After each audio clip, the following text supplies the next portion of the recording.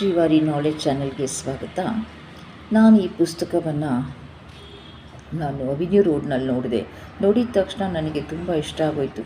ಈ ಸುಂದರಕಾಂಡ, ಇಡೀ ಸುಂದರಕಾಂಡನ ಒಂದು ಹಾಡಿನ ರೂಪದಲ್ಲಿದೆ. ನಾವೇ ಅದಕ್ಕೊಂದು ರಾಗ ಹಾಕ್ಬೋದು.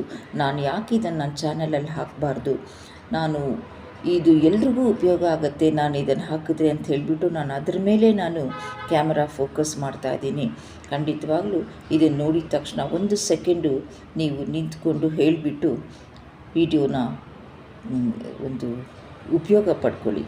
ಶ್ರೀ ಸೀತಾರಾಮ ಕಥೆ ಸುಂದರಕಾಂಡ. ಇಷ್ಟದೈವ ಪ್ರಾರ್ಥನೆ.